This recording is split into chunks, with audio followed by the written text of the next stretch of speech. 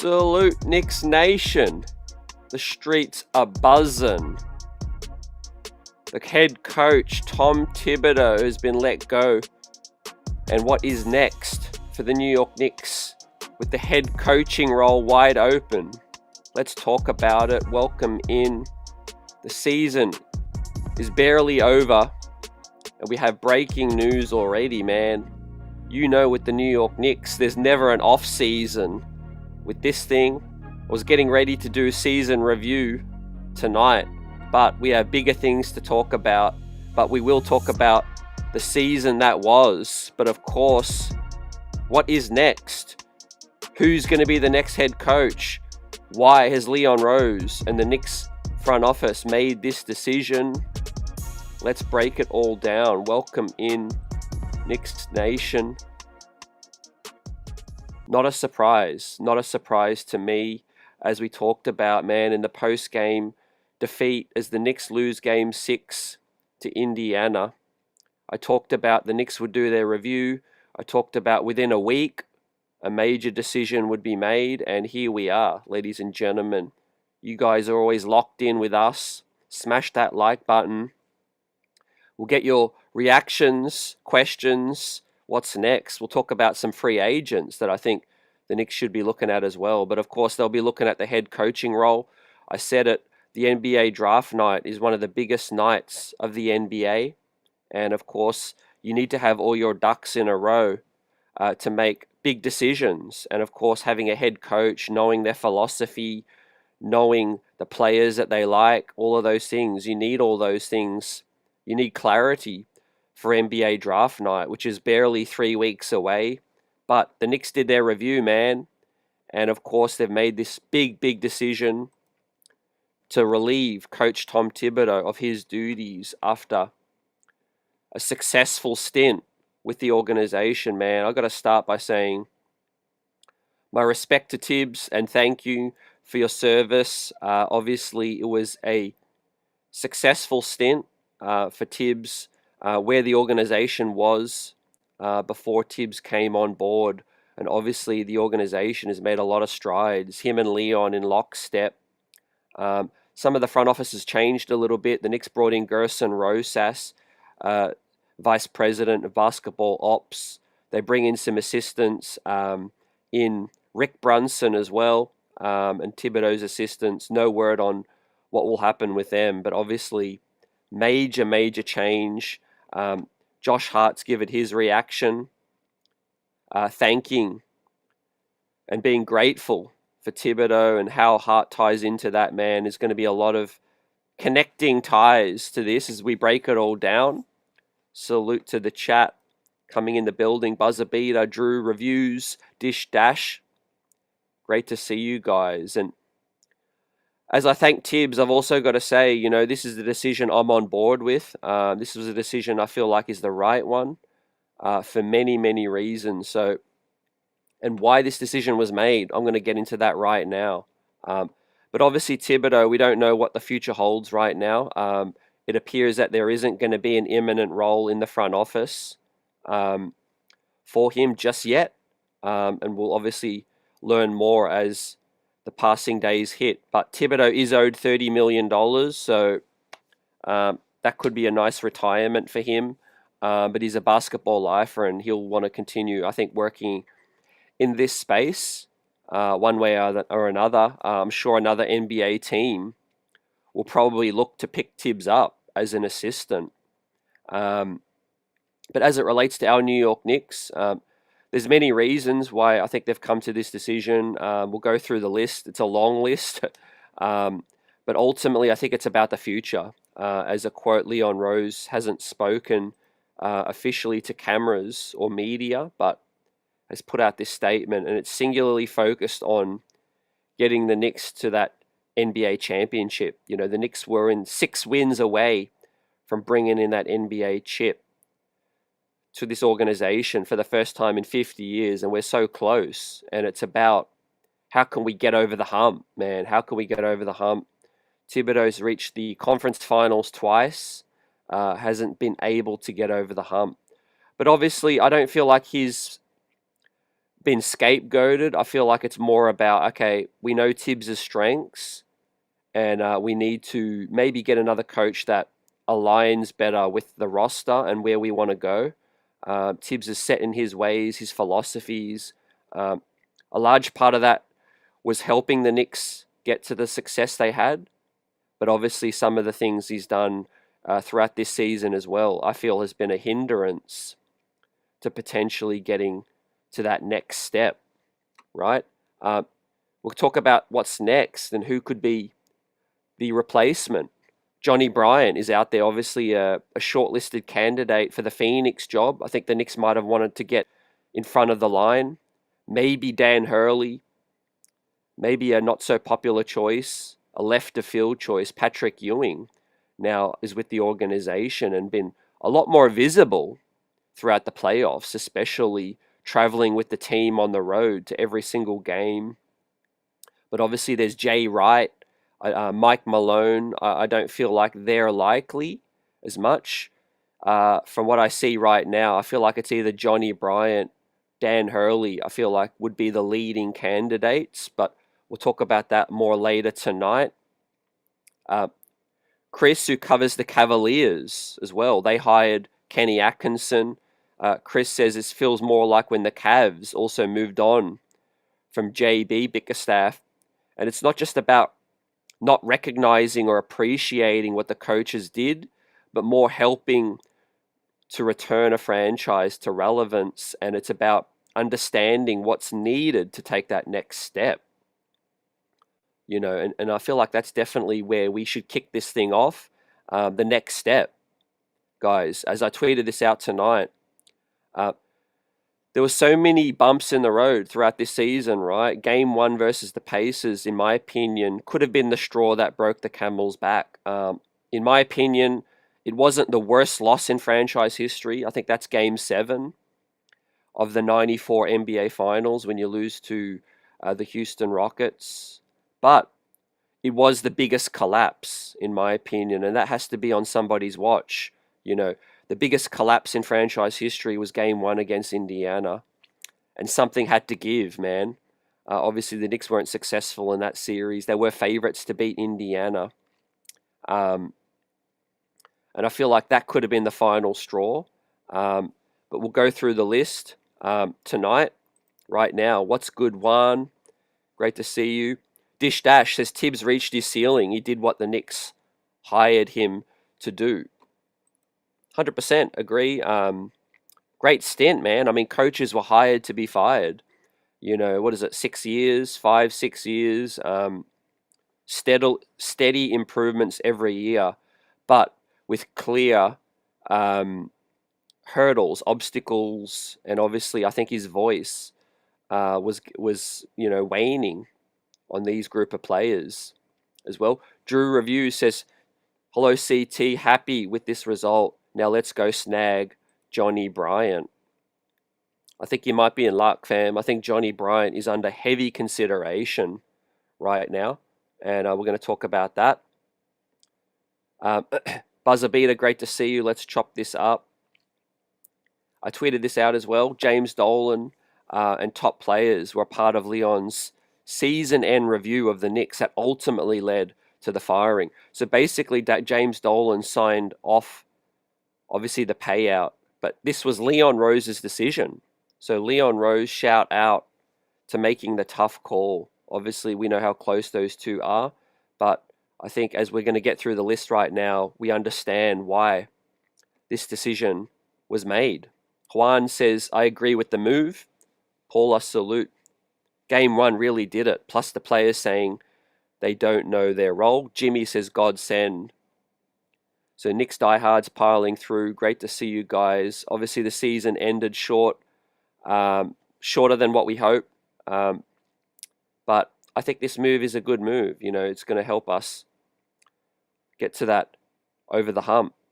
The roster is strong. There's some moves we can make, which we'll talk about tonight as well. But I mentioned Game 1 versus the Pacers, so let's rewind a little bit, right?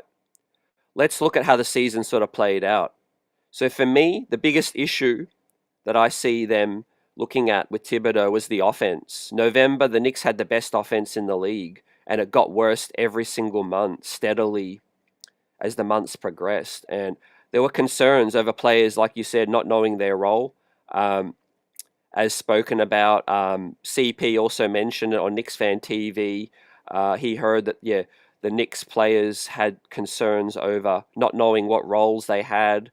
There were situations where end of game as well, the ball would obviously stick to Jalen Brunson. I think the offense was the biggest issue in my opinion. The defense, there was concerns, but I think you go back to November, you have the league's best offense, and it gets worse every single month. I think there was major concerns with that. Guarding the three, all season, Tibido's philosophy over the years is to pack the paint, employ some drop coverage. Obviously, we don't know how strongly Tibbs was advocating for the Karl-Anthony Towns move. I think he did sign off on it, though. I think you saw Dante DiVincenzo's reaction when he was in the Garden, directing some shade towards Tibbs. We see Julius Randle's other half tweet out some subliminals as well. I think the fact that Tibbs was on board with the trade to bring Cat in has a factor in this. But obviously the defense was a concern with Karl-Anthony Towns in drop coverage. The Knicks were waiting for Mitchell Robinson to return. But I think the offense was the biggest issue throughout the season as a constant. In terms of that, talking about the next thing, as I said, the review was going to be made, and they spoke to players. They spoke to top players as well, and there was obviously some concerns raised over that. The general vibes of the locker room, there was a lot of players only meetings being had as revealed by some beat reporters after the season. That's never a good look. When the players constantly have to have meetings, the vibes are a bit down. I think the voice of Thibodeau was waning on these players. The message wasn't getting through, or maybe the players weren't as receptive to that. The game one collapse, and also accountability in the postseason, guys. I think players had some concerns over accountability. For example, the offense not being maximized, Cat not being maximized in terms of his shooting, his skill set, Josh Hart closing games when he's struggling, turning the ball over. How does that look to other players? Deuce McBride, we'll talk about his quotes as well. We talk about some role players as well, feeling like they could, get a bigger shot. I think the accountability was a big part in this. Tibbs sticking to his favorites, Hart closing games when he was struggling is a major issue. We also rewind to the first round, the Detroit series, guys. The Knicks almost blew that series and blew 2 games from a lack of in-game adjustments where, the Pistons went on like a 7-minute run, 9-minute run, and Thibodeau failed to get control of that ball game by making a major adjustment. Substitutions were lacking in that as well. So I really feel like that was a big catalyst as well. Tibbs failing to adjust in game, and being able to stop these runs, make a substitution, make a key adjustment during the game, right? So that was a key. Deuces quotes talking about feeling like whatever we did throughout the regular season, a lot of stuff we did throughout the year got exposed. Now, Deuce is a softly spoken guy, and whenever he speaks out, obviously it gets a lot of attention. But yeah, Deuce is spot on with this one. I feel like we didn't prepare well enough throughout the regular season in terms of experimenting with lineups. The double big lineups was rarely deployed throughout the regular season, and then all of a sudden, Tibbs hangs his hat on that in a critical couple of games against Indiana when we weren't trying that earlier in the season. Tibbs was searching right before the playoffs began. He said, "What do we need to work on?" He said, "Everything." Um, so things were really in flux heading into the playoffs, and I think it was firmly on the front office's radar to make a coaching change heading in to the playoffs. When the off season happened, obviously they were always going to let the playoffs play out, but I think there was genuine concern over, Thibodeau's ability to get the best out of this roster.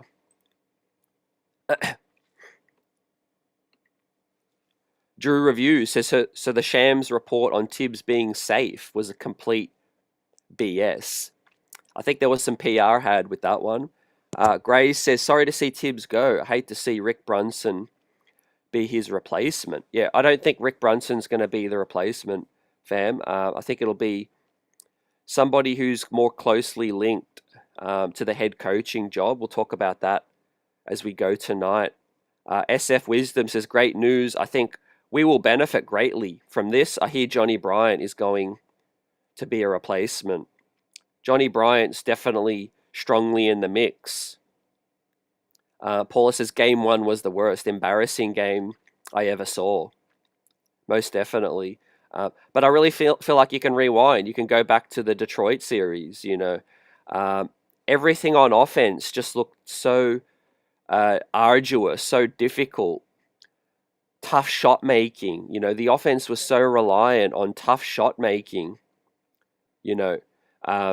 Indiana just passing the ball in bounds and getting whatever look they wanted. Obviously, defense was a major concern, but we know with Cat, we know some of the guys had a below par series defensively, but offense was the bigger concern for me.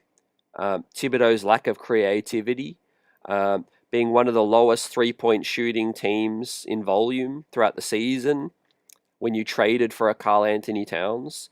I think Leon Rose was really looking at that.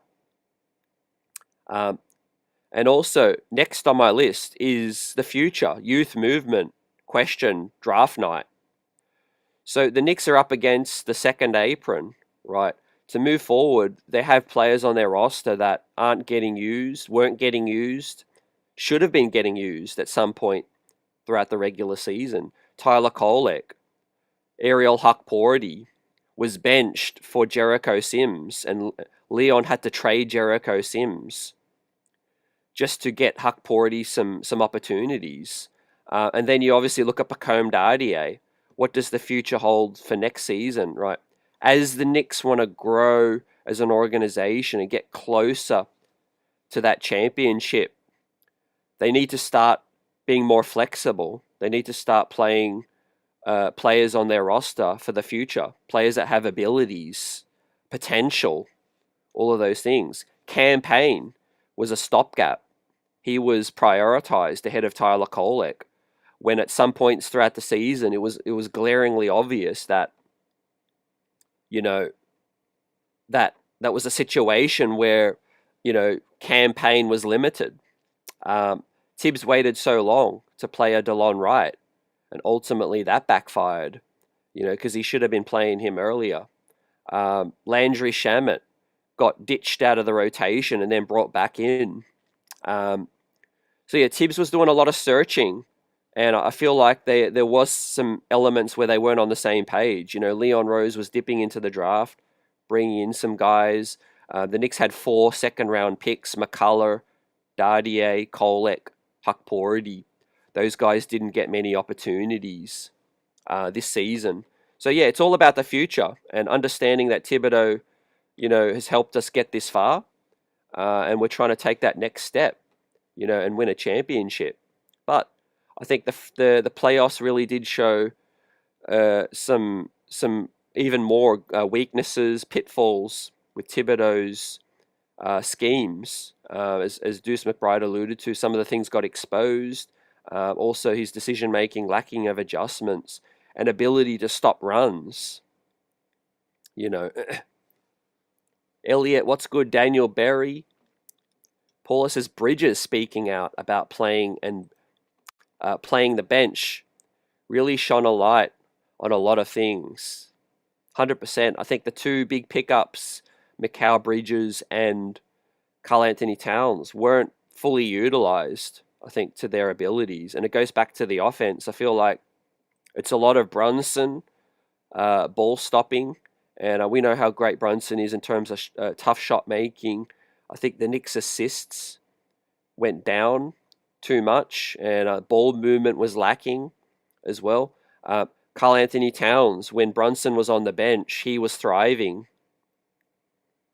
And also, when Cat was on the bench, obviously Brunson was the focal point as well. And there wasn't enough creativity on offense, and it was too predictable, right?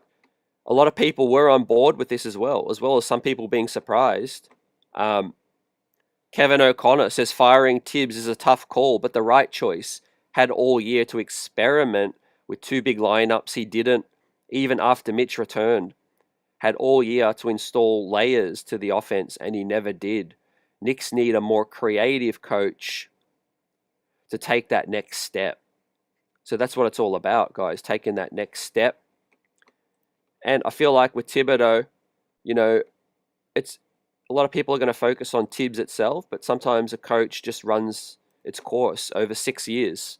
The voice tires on the players. They need new ideas. They need a fresh voice. Look at this Cavs beat reporter. Cleveland took a major leap after firing JB. Their offense got way more creative and had one of the best offenses in the league. I think injuries did hurt the Cleveland Cavaliers as well during the playoffs too. But obviously they've got some defensive issues as well. But I think offensively, if Thibodeau was more willing to listen to some of the assistants, bring in an offensive coordinator, those things would have gone a long way. When we talk about utilizing a Karl Anthony Towns, utilizing a playmaker like Tyler Cole, getting assists up. I mean, Cam Payne was only looking for his own shot. There's no wonder that the Knicks offense was stalling in terms of a lack of assists as well, lacking of ball movement. And ultimately, Indiana got the job done. D. Grant says, I think the front office looked at a lot of things, mainly how he did not play his bench. To me, Tibbs was too stubborn. He made no adjustments on offense. Yep, we agree. Jazzman says Tibbs is a football coach. The bench are backups and practice squad, not rotation. He's a player killer, not a developer. Krillian says, bro, we are winning the chip next year. So, yeah, a lot of people receiving this as a positive. But obviously, I feel like the future is bright, man. The future is bright for our organization. There's a lot of skilled players. It's all about getting the best out of all of them, man, as a team, moving forward. Let's take a look at this graphic right now as we look at some potential free agents and what the Knicks can do. Obviously, people are talking about Giannis, Kevin Durant as major trade possibilities. That's going to be difficult. Not saying the Knicks won't be looking at those guys. They will be. But more than likely, I think most of the guys return. I could see potentially a Cat or a Mikal trade. But I think with this coaching change, I think this really sets a course where most of the roster returns, man, in terms of the top pieces. If Tibbs was to stay, I could definitely see a Mikal Bridges trade. Or I could have definitely seen a Karl Anthony Towns trade. Those are still possibilities, but not as strong, in my opinion. Now that the fact that Thibodeau is gone, I feel like in that locker room, they'll be like, okay, look, let's own this. Let's run this back with a better coach suited for us, and let's see how we can get on. But the Knicks will have roughly a $6 million exception to spend. They'll need some more playmaking, some point of attack defense, and obviously another center, I feel. What do you guys think about these potential options. Keon Ellis is a free agent. Tyus Jones is going to be a free agent. Chris Paul. Trey Mann will offer some shooting and some scoring off the bench. Seth Curry, some shooting. At the wing spot, um, we've got Luke Kennard. We've got Ty Jerome. We've got the sharpshooter out of Milwaukee as well. We've got some wings, Kelly Oubre, we've got Matisse Thybulle is going to be a free agent as well. These are realistic options for the $6 million, in my opinion. Ty Jerome's probably going to get a bit more than that, but the Knicks might be able to free up some more cap space. You got Al Horford, who's aging, but obviously I feel like he could be a good fit for the cheap. Steven Adams, Mo Wagner, I feel like could add a bit more of that chippiness, a bit more dog that I think this team is looking at. Yabusele and Mamu, the guy that lit the Knicks up on San Antonio. These could just be some of the options available with a limited cap space or the taxpayer exception. But yeah, basically, I think this increases the chances that Cat, Mikal will come back, barring a Giannis or a Kevin Durant trade. If there is a potential bigger piece getting traded, I would lean more towards it being Mikal Bridges. In my opinion, the contract situation, guys, is something to really pay attention to. Normally, when the Knicks don't fancy paying somebody their big bag, they'll move them on before the decision has to be made, or they'll extend them and then trade them like they did with RJ Barrett. Brandon says if they fired Tibbs, then Mikal is getting extended. Yep, 100% we agree on that one. So I feel like Mikal and Cat will stay now. I feel like there'll be somewhat of relief. Not saying that every player, obviously Brunson, Hart, a lot of players supported Tibbs in that locker room. But I feel like just with a new voice, some ideas, and a fresh start, I feel like there will be some relief and maybe some, that excitement, to run it all back and see what this squad can do for next season. The Knicks could be that next team that makes the conference finals and then they leap to the NBA finals, such as the previous few teams have done with Indiana now and obviously Boston before them. Buzzer says, CT, is this the last big move? Definitely not, man. The off-season, quote unquote, is just starting, my friend. There's going to be a lot of big moves to come, and obviously the coaching replacement. There's draft night, and I mentioned the Knicks wanting to rush this decision quickly, not let Tibbs linger and string this out. Tibbs is 67, 68 years old, man, and he's going to get a great payout. But I feel like, the Knicks wanted to make this decision quickly. They did their review. They're not going to stew on it. That they already sort of had in their mind where Tibbs failed throughout the season, but obviously the roster and him were able to get some results. But they feel like there's more. They feel like there's more potential with this. And if you're not making moves, you're staying still. So I don't get why so many people were shocked by this move. They clearly weren't paying attention.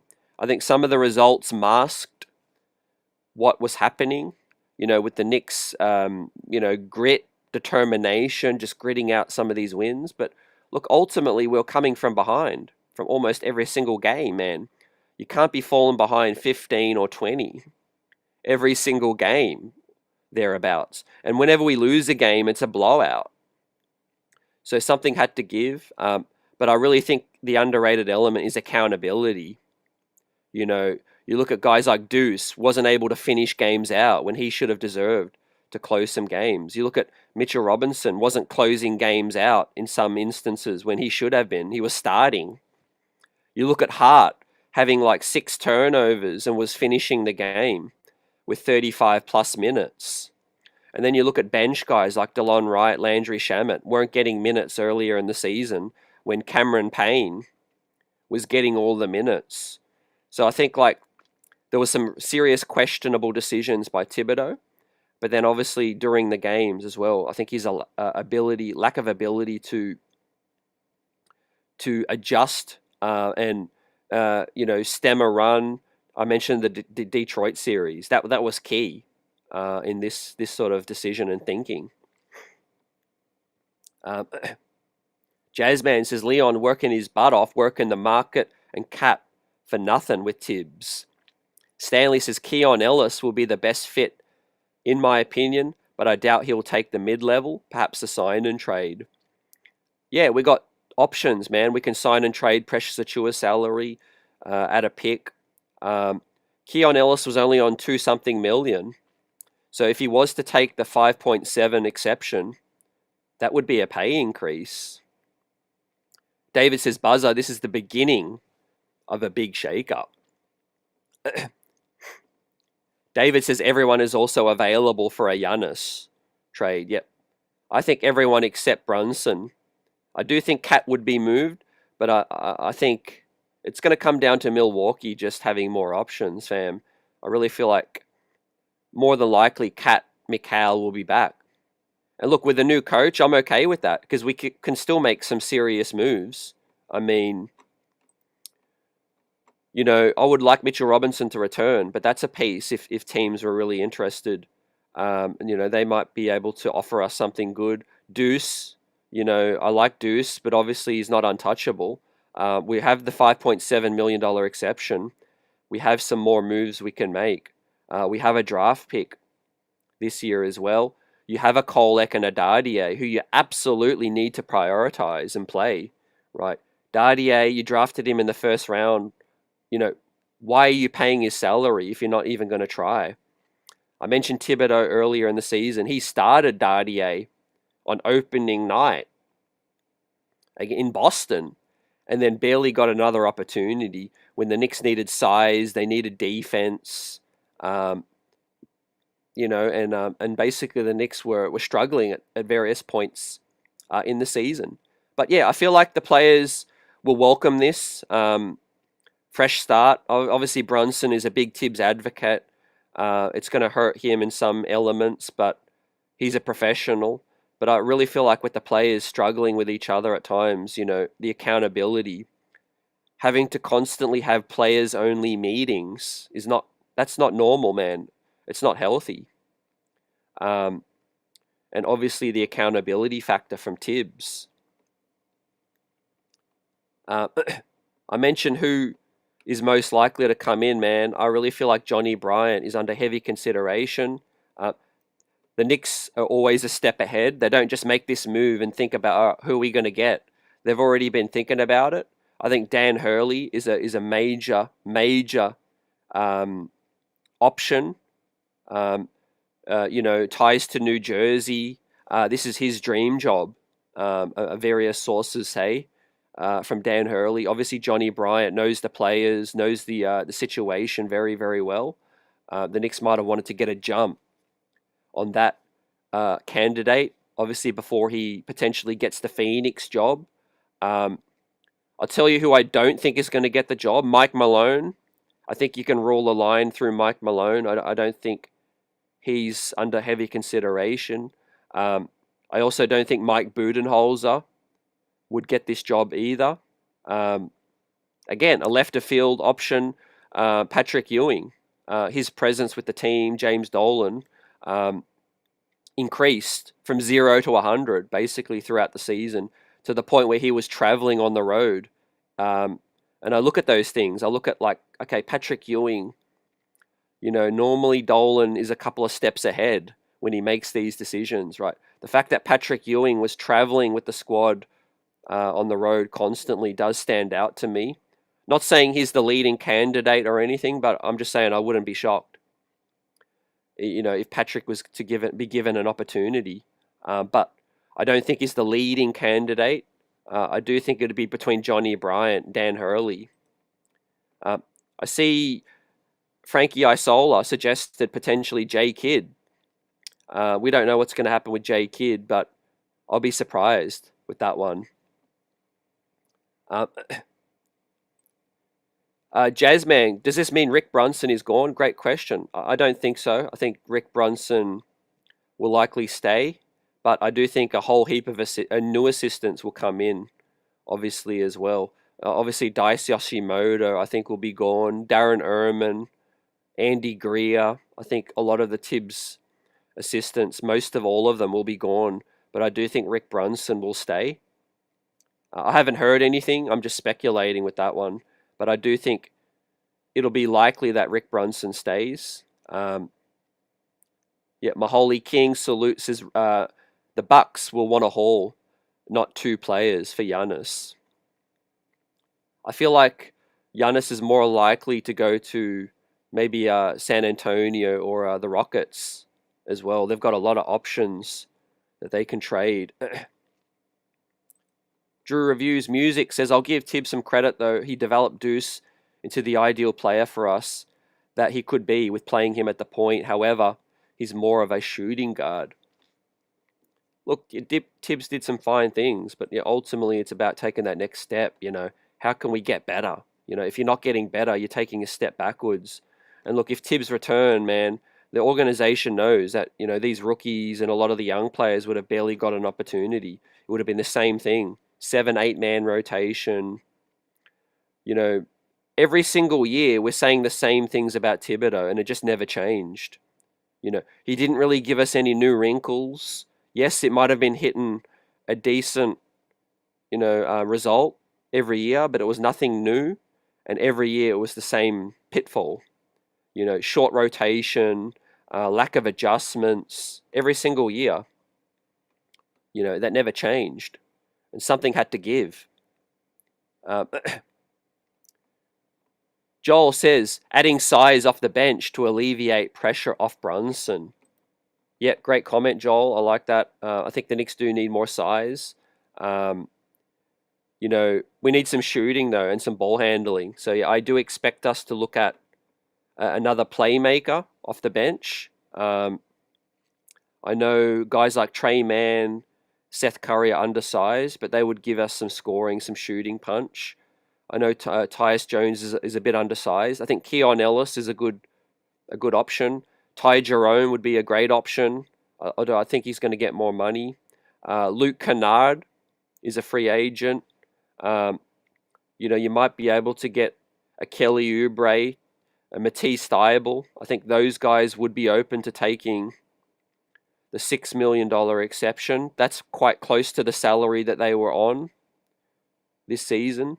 A versatile big that can switch. I think Yabusele, Sele, Mo Wagner, Steven Adams, and Al Horford, I think, would be solid additions to this squad as well. Adding more depth to our squad, and obviously we need some, relief from Brunson. So hopefully Deuce McBride can get some more opportunities. We know Tibbs didn't like to start Deuce. I think that's on record now because of the size element. He wanted more size. Margaret's in the building. Salute. Buzzer says, who coaches our G League affiliate? Our G League coach, let me bring up his name, fam. It's Diop, I believe. Yep. So I forget his first name. Danga Diop. So yeah, he's a former pro, former Senegalese pro. He's the head coach for the Westchester Knicks. Danga Diop. I don't think anything's going to factor in with him regarding the bigger club. Obviously, we're going to get somebody very, very experienced with this situation.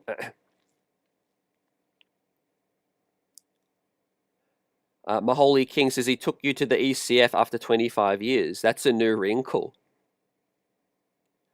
I think that's not just tied to Tibbs. Honestly, we made a massive roster upgrade. You bring in Mikal Bridges, you bring in Karl Anthony Towns, you take your payroll to a whole nother level. You better expect new results. James Dolan is looking at this thing like, I'm paying serious tax here, man. I'm paying a serious payroll. I want us to get better every year. That's to be expected. This team should have never been taken steps back. They should have been taken steps forward. Now, that's not to discredit Tibbs. He obviously, helped us get, along the way.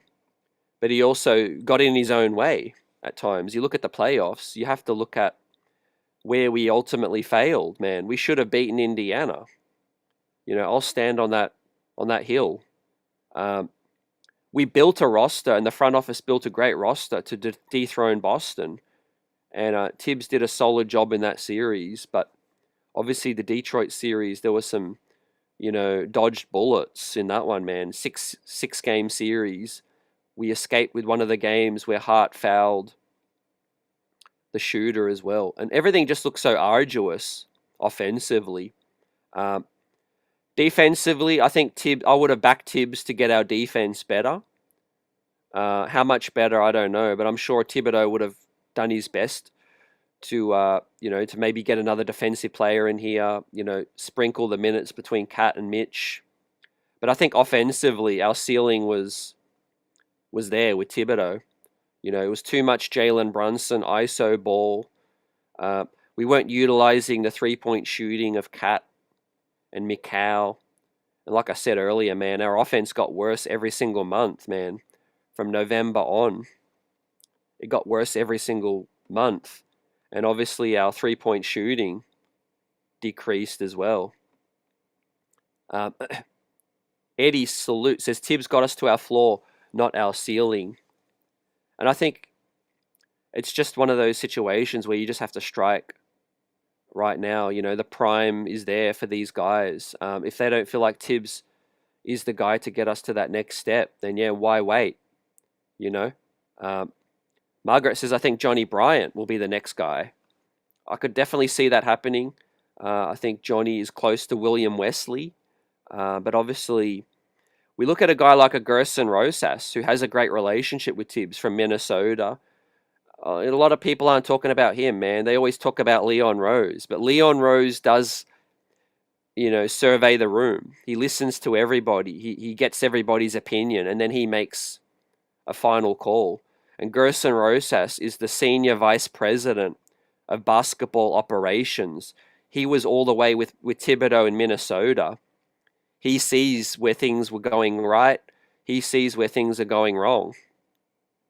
And ultimately, I think, he would have given great input to Leon as well. D says, CT, the team wasn't beating the Pacers. It did not matter if the Knicks would have won game one. Pacers ramp it up. Knicks could not stop them. I think game one goes a long way, though. Epic collapse. One of the biggest collapses in franchise history, or the biggest collapse, single game collapse. So you have to look at also how did that happen. The players, obviously, some blame needs to go to them. But I feel like Thibodeau did an awful job in that game as well.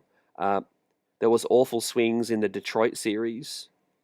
But look, ultimately, Thibodeau did a fine job. I feel like this is more of a decision that they feel like they want a new voice. They want somebody with new ideas. They want to maximize the offense as well. And maybe get some more input from the assistants.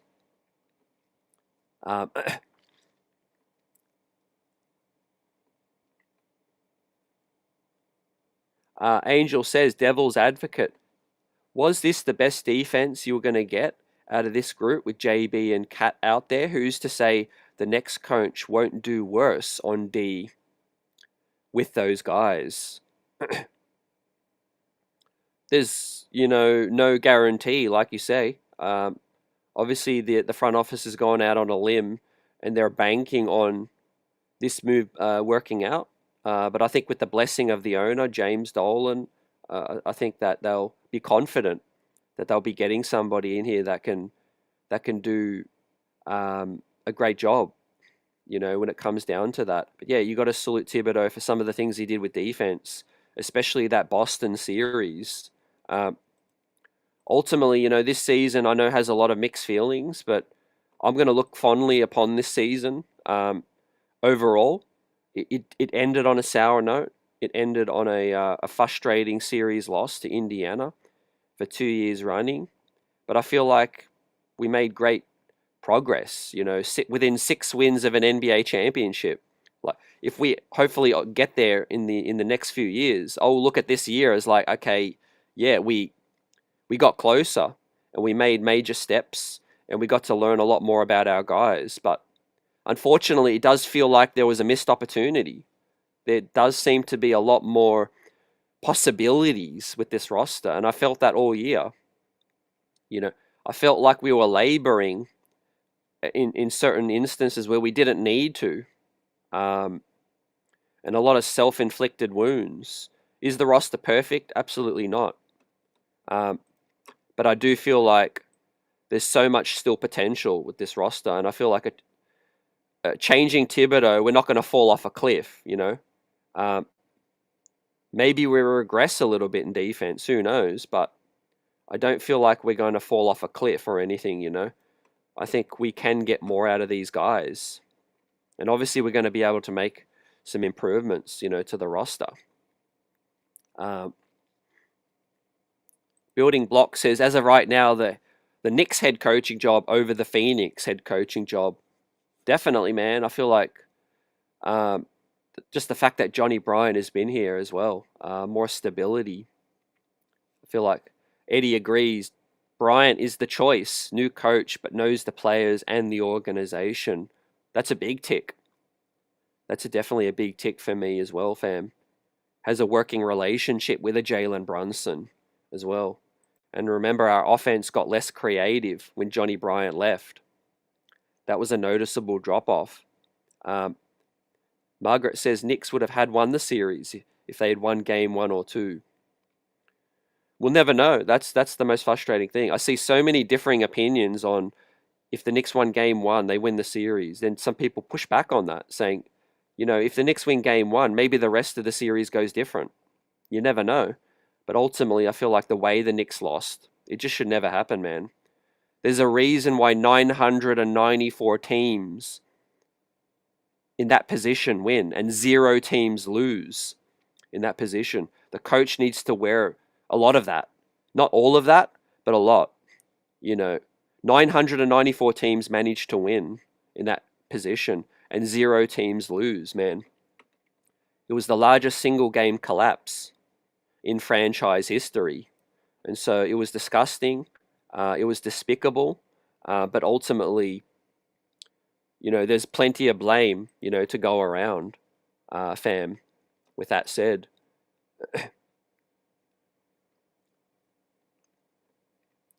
Margaret does say that the Pacers series is what got Tibbs fired. Lack of playing the bench until late and the execution. Darren says we just need help on the defensive end, honestly. Some reinforcements, man, will go a long way. I'm really looking forward to seeing what Dardier can do in Summer League. The Knicks have the 50th overall pick, but I think, according to Shams, is that the Knicks organization will remain aggressive. They will be aggressive on draft night, maybe pulling off a trade. They will be looking at, utilizing some of their exceptions and potentially, trying to get a nice piece on the veterans minimum even. I would bring Landry Shamet back. I would bring also DeLon Wright back. I think continuity is great. Those guys went to battle with the rest of the squad in the Eastern Conference Finals, right? And so you bring a Shamet, you bring a DeLon Wright back in that locker room. I think those guys know each other. They went to battle together. They can look each other in the eye and say, "Hey, we know what we went through, man. Let's go out here and let's go to the next level." With that said, I would let Cam Payne explore his opportunities with another team. Precious Achua, his contract comes off the books. He's an unrestricted free agent. I would let Precious go out there and explore what else is out there for him. And you open up a few spots. Hopefully you give more rotation minutes to Pacome. Ariel Huckporty can be the third string. You play Mitch together with Cat a little bit more throughout the regular season. You increase Mitchie's minutes. Respectfully, PJ Tucker, I would decline his team option and let him explore opportunities. Right there, you got 3 roster spots opened up. Maybe you sign Kevin McCullough Jr. to one of the veteran minimum rookie deals. He's been on a 2-way, so you could bring him in on the cheap and replace PJ Tucker's spot. Maybe with a Kevin McCullough. You see who you can pick up in the second round with this year. You sign them. You replace Cameron Payne's spot with a free agent with one of the exceptions. And you look to upgrade Precious Achua's spot with a defensive wing or some shooting. And then you see what else is out there. What do you guys think? Shez V says, yes, keep Shamet. Let's play Pacome a hell of a lot more. Margaret agrees. I like Shamet and I like Wright. Angel says Hart and McCall for Cooper flag. LOL. Darren says I have to agree with CT. Juan says that was a huge letdown. Yeah. If the Knicks would have won game 1, the series would have been at least 7 games. Yeah, it'll just go down as a missed opportunity, man. But the reason I'm not as down is I feel like there was no pathway to winning the finals, and I'm trying to be honest, man. I feel like we might have won 2 games, hell, maybe even 3, but I don't know if we're going to beat Oklahoma, man, 4 out of 7, especially when you don't have home court advantage. Real tough situation to be in. So yeah, as you guys said earlier, it looks like Shams doesn't have all the gospel, man. He said earlier in the week, Tibbs has the support of Brunson, but also the front office. Well, that was before the reviews took place.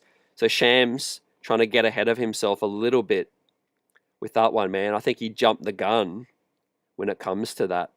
So yeah, the Knicks will have the $5.7 million exception to use on maybe 1-2 players. So I think they could definitely sell a couple of free agents now, especially with a new coach coming in, that maybe their minutes will be nice. Fam, I mean, it was always going to be a hard sell for a lot of these free agents when Thibodeau doesn't play the bench. You've already got Hart being overplayed. Bridges was overplayed through stretches this year as well. And he spoke on about it. He said, trust the bench, Thibodeau. He was right. Ultimately, Mikal Bridges should feel vindicated because DeLon Wright, Landry Shamet, those guys should have been playing serious minutes throughout the reg. Darren Hood says, I could see us pulling off a trade on draft night, just like they did last year. And I agree. I think draft night's going to be big. Definitely. The Knicks always look to try to move up if they can, maybe add another pick. But I don't know if Cat or McCall are going to go unless it's a blockbuster, fam. Especially with a new coach. This could be the move, You relieve the players feel relieved. They're like, look, everyone's coming back, man. Don't worry. We're going to take that next step. But the decision we've made is to change the coach. And I think the players having only meetings, the review where James Dolan sat in with some of the key players. I feel like those key players would have been Brunson, Cat, McCall, Hart, OG. I feel like those would have been the main players that had the internal meetings with Dolan and Leon. And I think that's what came out, where some players' roles weren't quite clearly defined. As also CP, the franchise, spoke on his stream about some of the players not having clarity on their roles. I feel like definitely OG would be one of those guys on offense. We all know OG gets frozen out a bit and definitely wants to touch the basketball a lot more. I feel like Karl-Anthony Towns would definitely feel like he was underutilized offensively. I feel like Mikal Bridges would have some uncertainty over his role offensively. Uh, he's capable. Look at one of the advocates to bring Mikal Bridges back was look at what he did in late game situations in Boston. It's like we could have done with that earlier in the season, and definitely in Indiana, when it was too much of Brunson. Every time Brunson was on the bench, you should have had Mikal Bridges on the floor and Karl Anthony Towns on the floor, and just those two guys should have been the main options, together with OG. Right. That's how I would have seen it. When Brunson's on the floor, obviously it's an isolation heavy offense, but when Brunson's on the bench, that's when you should have utilized Mikal Bridges as like a focal point six man. So I think these players will obviously be sad for Tibbs, but I think many of them would feel some excitement, relief, at the possibilities of what's to come. Yeah, Margaret says the new coach will be named before draft night. 100%. I feel like they're not going to just stew on this very long. I feel like they'll narrow it down in the next week or two, and I think we'll have our coach before draft night. Exciting times ahead, Knicks Nation.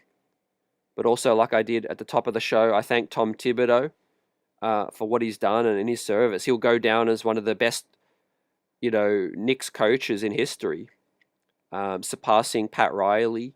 But obviously, I think we went as far as Tibbs can take us with his methodology and his philosophies. And I feel like it'll be an opportunity for these guys to expand their games a bit more. I think there's just a lot more meat on the bone. I think is a great analogy with a lot of these guys and how much better they can look with a different coach offensively. Now defensively, Tibido's a great coach. We know that, but honestly, I don't see anything that the next coach can't pick up and improve on as either. I think it's a lot of lineup driven data.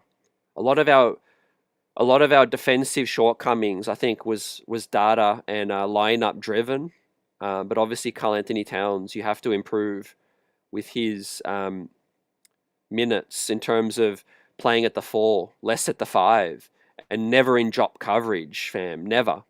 Hedge, switch, everything that was successful against Boston, we have to double down on and continue with that. Who do you guys like to bring in as we go back to the candidates? Would you guys be open to a Patrick Ewing?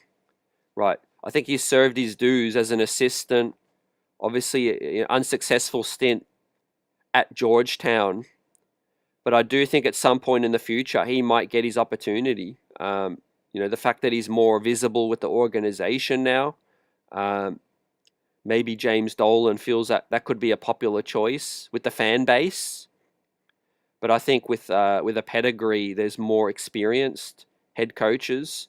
Johnny Bryant doesn't have that experience, but is the new trending candidate in league circles. We've got Dan Hurley as well, another guy who would love this job, according to sources, reports out there. Ties to New Jersey as well. He would love this job. Mike Malone, I think, would love this job as well, but I don't think Mike Malone is being really considered. I could be wrong. Darren says I'm still high on Mike. No Jay Wright. I don't think Jay Wright is either going to take this job. I think if it was offered, he might look at it, but I don't think it's going to be offered to Jay Wright. Eddie says no to Ewing. We can't take a gamble like that right now. And Building Block says no to Pat. One of my fave Knicks, but don't really see the head coaching chops. That's fair. Fair points with that one. Either way, I would love to see Patrick as an assistant, with this squad. And sadly, he didn't work out at Georgetown, like Shez V says. Yeah, I think great roster though, great opportunity for somebody to slide in, man, and take this roster to that next step.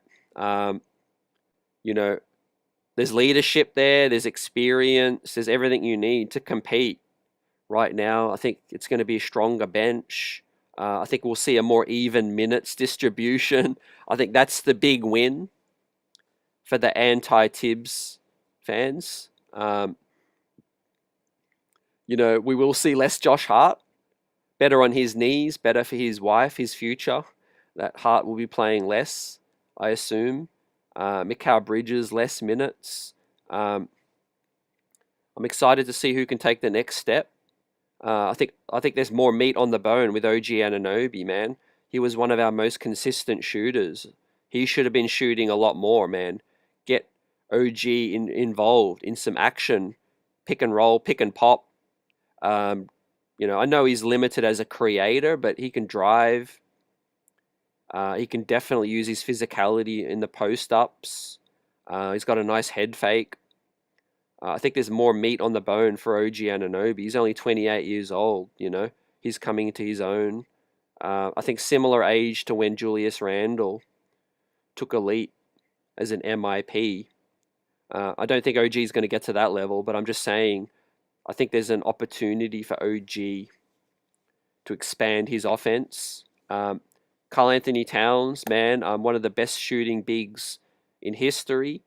He's a guy that saw his three-point attempts go down, man, to a criminal level. And we definitely needed to see more pick and roll, more pick and pop.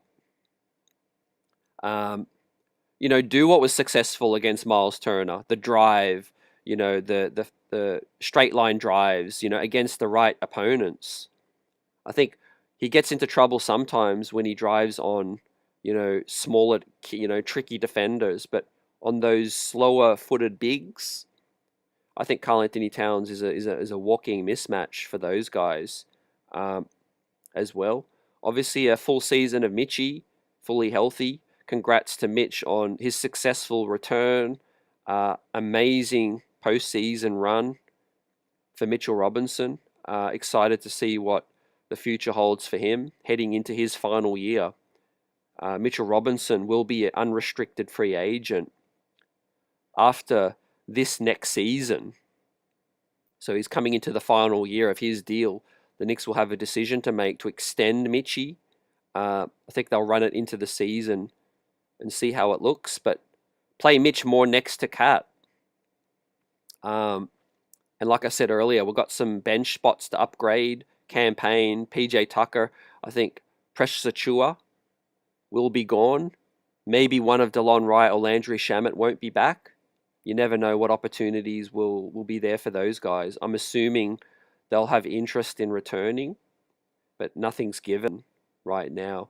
But obviously, those spots will need to be filled as well. We need a solid 8-9 man rotation that we can trust heading into the playoffs. A lot of guys are going 10 now. When you look at Carlisle,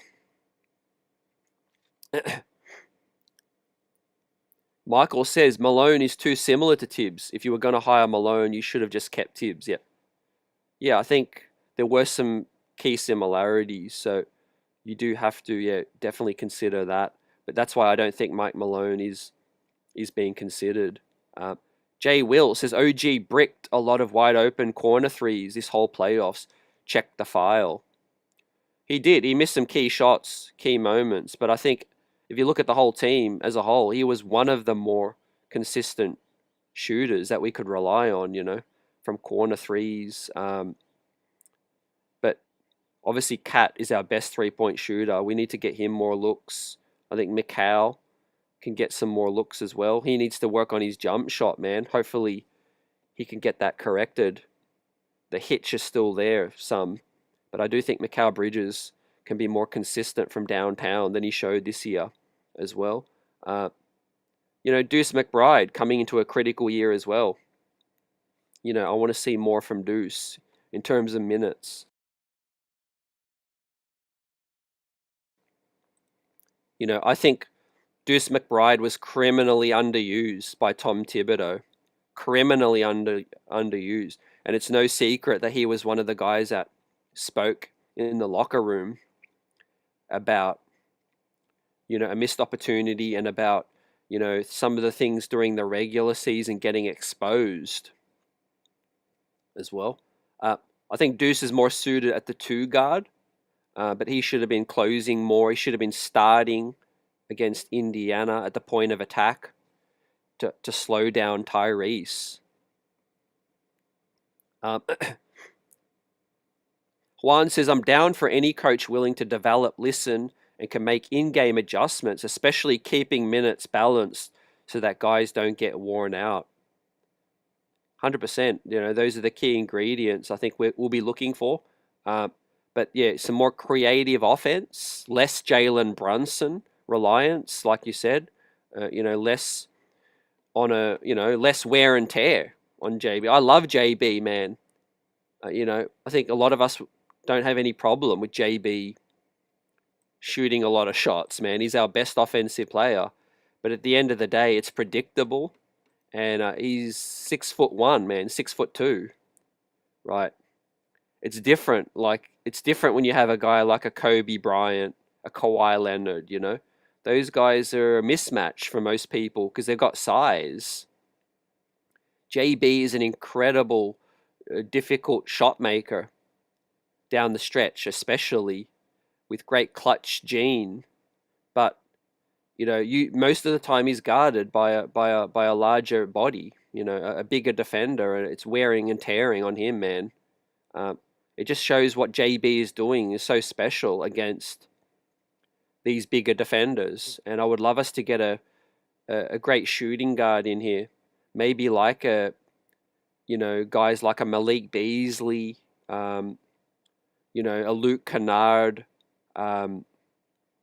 Gary Trent Jr., someone who can, add some points efficiently, on less usage,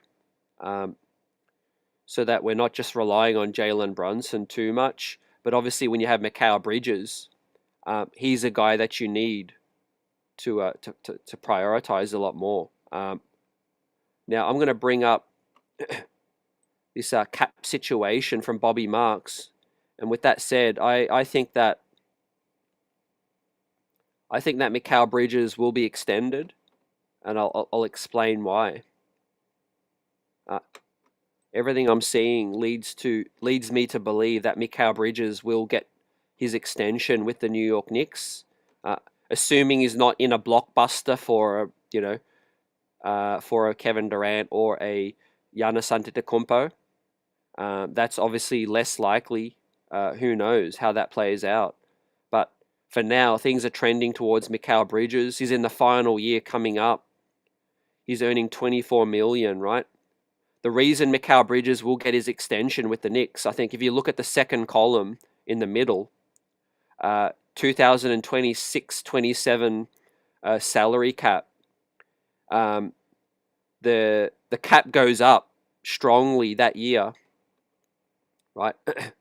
The cap goes up from 54 million to 170 million, but also Mitchell Robinson's salary comes off the books, and the whole team salary goes down. And so the Knicks can extend Mikal Bridges, give him a friendly team extension, and still be below the second apron because of the salary cap going up and the Knicks team salary going down. So that creates a plenty of room for the New York Knicks to extend Mikal Bridges and still be below the second apron. Now, obviously, things could change if they decide to extend Mitchell Robinson or they bring in another dude, but they could always shed salary as well if they need. Karl Anthony Towns' salary continues to go up for the remaining years to come. But like I said, that's the main reason I think they won't be stressing about a Mikal Bridges extension. I think that was kind of agreed. You don't trade 5 first-round picks and just decline extending Mikal. It's either we're going to trade him or he's going to get that extension. So look out for it. It's going to be inevitable. We'll probably hear about it, very soon, whenever's the earliest time. that we can do that extension. I think it's going to reinforce the belief in these guys that they're going to all come back. New coaches coming in. I think everyone's on holiday right now, relaxing, unwinding from a grueling, tough season. But yeah, I do think there's optimism that most of these guys will all come back. Mikal Bridges will get a good extension. And the cap number continues to go up to give the Knicks some relief. And so one of the things that counts for the Knicks guys is while, teams like Boston and other teams like Indiana are going to have some financial headaches and decisions to make over keeping guys, paying guys, letting some guys go. The Knicks are in a stronger position financially, right? Jalen Brunson, they all planned this. They took that deal. OG got extended early. Cats, got traded for it because he's under contract. Harts under contract as well. All of these guys are locked in for a 3-4 year run. Continuity is going to help this squad. Obviously a chip on their shoulder for next year coming back as well, I think will help us.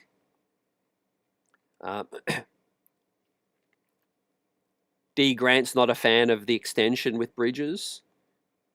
I think it's tough, I could see either happening, but I'm just foreshadowing what is most likely, fam. I mean, look at the front office moves. You don't trade 5 first-round picks to sell low on Bridges and take a loss, Ultimately, I think they'll bank on improvement. I think we can get more out of Mikal Bridges. I agree that this year was underwhelming, and I approach the extension with some trepidation. But just looking at the front office moves, I think unless it's a major trade, I think Bridges will come back. Right. I don't know how realistic a Giannis or a Kevin Durant trade is going to be, but we already broke up the Villanova core once, doing it twice, 2 years in a row. I think the firing of Tibbs was kind of that grace to keep Mikal Bridges, bring him back. Obviously, I don't think those two, were the best fit right now. Shez V says, Summer League going to be very interesting this year. Players now know they have a better shot at getting some season game time play. Yeah, that's a great shout. Drew likes the Johnny Bryant look. Get ready to win 60 plus games. I think just the growth of the roster, will help us take that next step. 1 year together, continuity is key. Leon Rose bringing these guys in, we have to play some of these guys and see what they got throughout the regular season. And that's something that Thibodeau just didn't do. He didn't play these guys enough. Lonnie says, at the meeting, you would think that Brunson and Hart was for Tibbs. Don't know about Mikal, Cat, and OG. I agree. Obviously Brunson and Hart would have had Tibbs' back. And the connection between, Rick Brunson, Tibbs, Leon, it was a tough decision, man. They did not approach this lightly, man, but it's been something they've been thinking about for a while, in my opinion. I don't think this was some hasty, knee-jerk reaction move that some people in the media that are half asleep think this is. Some people think, oh, you fell short against Indiana, oh, fire the coach. No, this goes beyond that. This goes back throughout the whole regular season and the bumps, the hurdles, the challenges that this team faced, man. Some of the players showed frustration. There was internal players-only meetings all throughout the season. There was crazy letdowns against Charlotte, Detroit, Utah Jazz. There was players overplayed, physically tough, grinded down. There was players on the bench not knowing their roles, not knowing if they're going to get any minutes. 1 minute they're in the rotation, then they're out. You know, Cat playing 5 full time was a killer for Tibbs, in my opinion. Even before Mitch got ready, he should have been playing Huck Porty next to him, Sims or Precious. Right, we should have seen less Cat at the 5 in drop coverage, all throughout the season. Then he waited until the Boston series to switch up the scheme, away from drop coverage. So yeah, a lot of naive people acting surprised. Some of the people even clowning the Knicks organization for making this move. But to me, this is a culmination, but also looking at the next step. You look at some of the Cavs beat writers talking about the fresh change of scenery that bringing in Kenny Atkinson gave to Cleveland this season, and they went on to greater heights. Yes, they flamed out in the playoffs, but it's hard to look at that because Donovan Mitchell, man, was injured. Darius Garland, Evan Mobley. The Pacers love playing teams that are injured. Obviously, against us, though, I feel like they outcoached us. Rick Carlisle outcoached Tibbs with Tibbs' stubbornness. Paula says he didn't play them in the beginning of the season, and not giving them that experience is a travesty. Yeah, especially the switch up early. He started Pacome Dardier at the beginning of the season, and then he benched that really quick. Those guys played some G League. Hopefully they're a lot more ready for the second year. But I feel like it just comes down to overplaying more of the guys that he had. Hart got overplayed way too much, man. I love Josh Hart, but he's a great 6-man type player. Starter that plays 36, 38, 40 minutes a night. I feel like was a bit too much as well. Mikal Bridges, 40 minutes a night was too much. DeLon Wright, Pacome Dardier, those guys could have easily got 8 to 12 minutes. Inject some speed, some youth. Darren says Utah is a team I would keep an eye out on during the draft and free agency. Yeah, I feel like they're going to make some key decisions now. They've got a new president, Danny Ainge, I think, being replaced out there. Walker Kessler, Colin Sexton. There's some names to look out for as well. Chris Paul could have, interest in coming to the Mecca with Leon. Maybe the exception is enough to bring him in. He was only on, I think, $9 million this year. So he might be interested in, being part of a winning organization and maybe having a major role. Keon Ellis would get a pay upgrade, pay increase if he was to take the $6 million exception. He was on $2 million this year, but he might obviously get a better offer.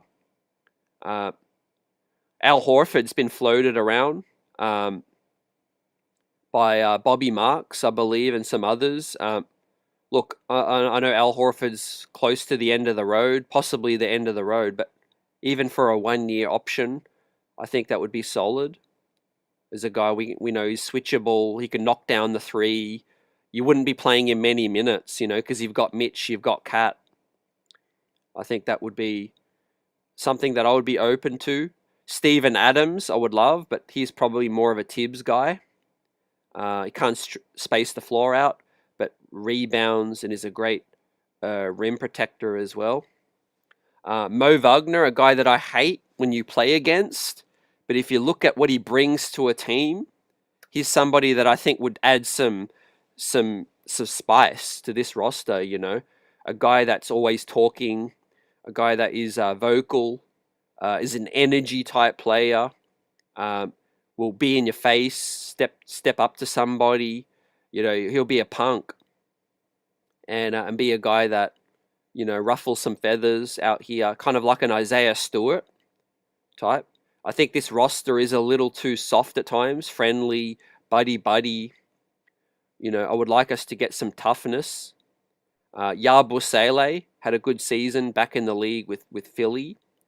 as a switchable power forward, combo forward.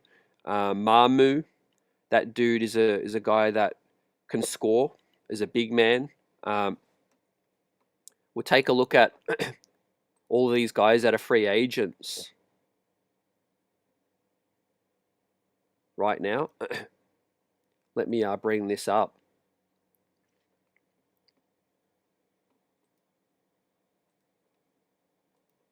Let me bring up the free agents. We continue to chop this thing up.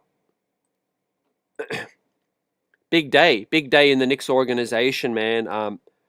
They made this decision early. I respect that. They made it quickly. I said in my post game, guys, game 6, this thing was going to happen quick. A lot of people blindsided, shocked, but yeah, not so shocking to me because Tibbs was already on thin ice, man. I think the Knicks felt that they can just get further. They appreciate what Tibbs did, getting past Boston, but ultimately we fell short against Indiana. And I get everyone looks at like, oh, you know, you made the Eastern Conference Finals. How could you fire this guy? Well, to me, all I look at it is like the series were in reverse. You know, it would have made no difference. You know, we defeat Indiana in the second round. You lose to Boston in the Eastern Conference. It's the other way. It's more painful. Beating Boston, losing to Indiana.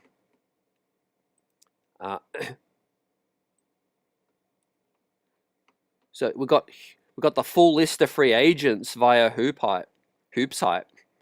Let's take a look at this from top to bottom, man.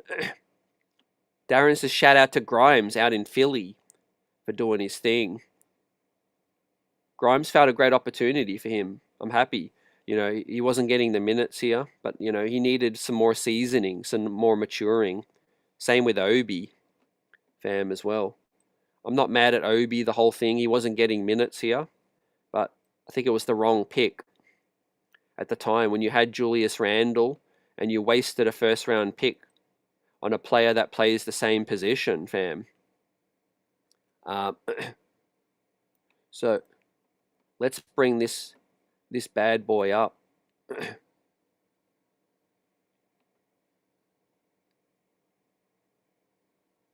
Okay, what do we got? Here we go. Right, free agents, fam. Number 1 free agent, James Harden. Obviously, that ain't happening. LeBron James, number 2. Number 3, Julius Randle. Very, very intriguing to see what happens with Julius. I think he'll stay in Minnesota, and I think he'll come back. Kyrie Irving got a player option. I think they'll show some loyalty to him. Now, Miles Turner. This gets very interesting. Word is that Indiana are going to go into the tax. The owner has agreed to keep keep the core together for a little bit and go over the tax, but that might squeeze out another guy, you know, because Miles Turner will get a big bag. You got Josh Giddey. I think he'll be a free agent looking to get 30+ million. Fred VanVleet got a team option. I think Houston might be looking to do some kind of trade, shake things up a little bit. You got Jonathan Kuminga. Let's see what happens there. Darren says Miles Turner likely staying in Indy. Yep. And Drew agrees. CT, once we beat Boston, it was finals or bust. That's how the front office was thinking. Yeah. They weren't looking at rounds so much. It was more like, okay, what's the point in beating Boston if you can't beat Indiana? Kind of thing. Kuminga, going to be interesting. I think he shakes loose. And been underutilized by Steve Kerr out there. Apologies with all the pop-up ads, man. These websites, Hoops Hype, etc., man, they got to get paid with their ads. Naz Reid, number 9. Right, Naz Reid is a guy that has a player option. I think he's going to decline, man. He's going to get that major bag. I would be open to a potential sign and trade if you are looking to maybe move Bridges, you could look at maybe getting a Naz Reid in here. But then you've got Cat. Obviously those guys know each other well. Both floor spacing bigs. I think we need more of a rim protector together with Cat. Who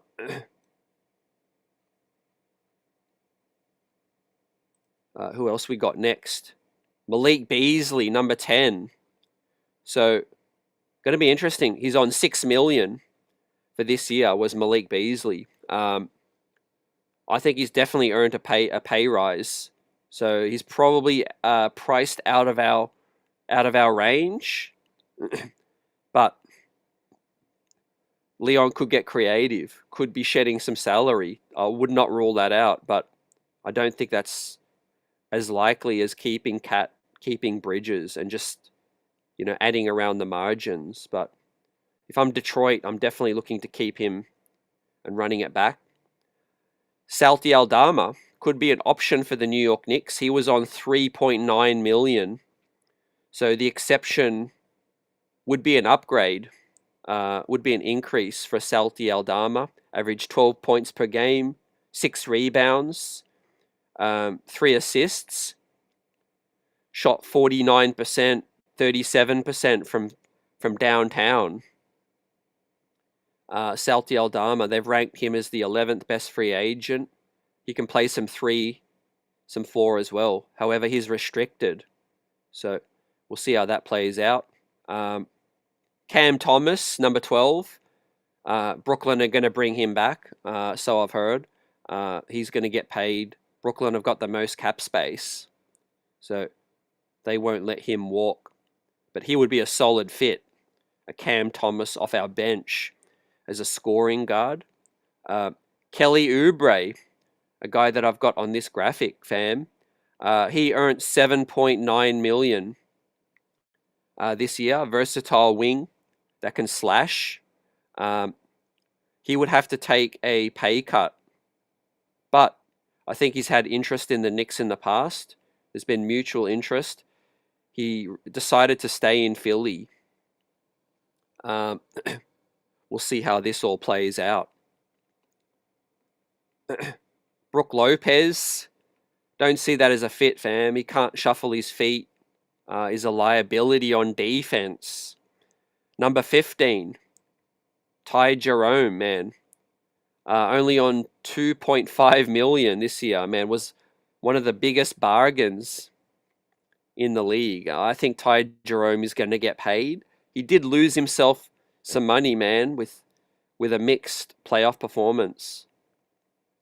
But I do think Ty Jerome is going to get north of 10 million at least. But he would be a player that I would definitely look at. Man, he would be a perfect piece off our bench. A sharpshooter, shooting 44% from downtown and 52% from the field this season with 12.5 points per game. But the Knicks could go the cheaper option and just bring Landry Shamet back, fam, for the vets minimum. Crazy Eyes, Bobby Portis, fam. Could we take a trip down memory lane? He's on $12 billion this year. I doubt Bobby Portis would be a fit. He's regressed a bit with age, but he would be a solid swing man. I think off the Knicks bench, but I think too overpriced. Now, one of the sexiest names in free agency, I think he should be ranked a lot higher than this. Nickeil Alexander-Walker earned $4.3 million this year. Averaged about 10 points, 3 assists, 3 rebounds. Shot 38% from downtown. Had an increased role in the playoffs. 4.3 million, fam. I think he's going to get a pay rise. So, yeah, it's going to be interesting to see, how much he gets. But I do think that it'll be unlikely, man, that the Knicks can get him. D. Grant says Neesmith will be a free agent. Yeah, I do think Neesmith is going to be a guy that gets a major bag. I don't think Indiana will be looking to let him go. I think they'll definitely go into the tax for a second, and then we'll see. They'll probably run it back one more year. But as Darren says, Ty Jerome is a beast. Yeah, he's definitely one to look out for. Luke Kennard. We're going down the list, fam. Smash that like button. We'll shout you guys out. Answer any questions in this landmark day as the Knicks have changed their head coach for the first time in 6 years. First time in a minute, there's some uncertainty. However, there is more certainty with the roster right now. We have stability. We have guys under contract. How can we build around these guys? How can we add some supplementary pieces to help us get over the hump? If we had a couple of more dependable players combined with some of the starting five being more utilized, better utilized, I think we could have beaten Indiana and obviously been in the NBA Finals. So the future is bright, ladies and gentlemen. Buzzer says CT, drop PJ and Cam, add Kelly Oubre. Yeah, I'd sign up for that. I think the salaries work out. The Knicks are about $8 million below the second apron. They could let PJ Tucker walk in the second year of the team option. They could use the exception on a Kelly Oubre as well. I think Oubre was a Tibbs guy. I think Kelly Oubre is cool with Tibbs. But we'll see what happens now that he's gone. But, man, Nickeil Alexander-Walker, I would definitely look at him. But I don't really see a financial pathway, to be honest, unless we're getting rid of Deuce and McCall. So, yeah, Bobby Portis, Ty Jerome. Next up, after Nickeil, Karis LeVert, fam. Yeah, you got Karis LeVert. Man, this website's killing me, man, with all the advert pop-ups. Apologies. We'll get back on track. So where were we at? We were at, I think, number 17.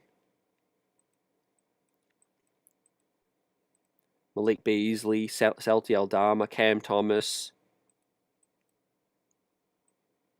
It's these damn pop-ups that keep pushing it down. Yeah,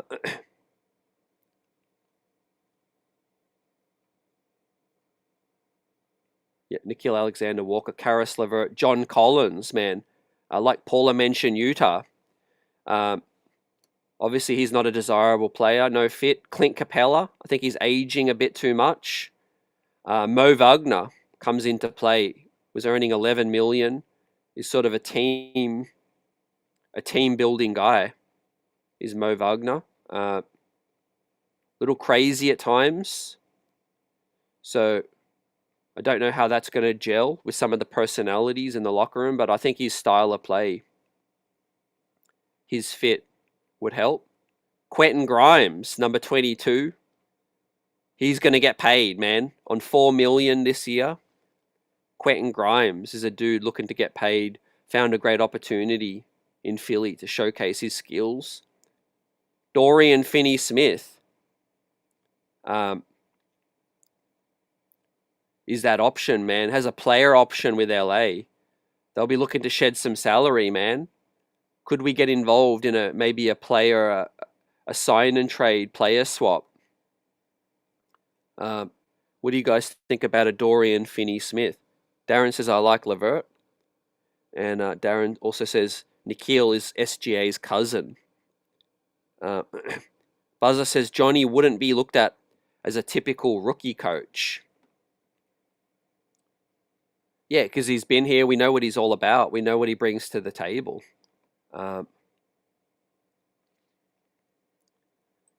D. Grant says, CT, Naismith, Miles Turner are free agents after the finals. They won't be able to pay them both.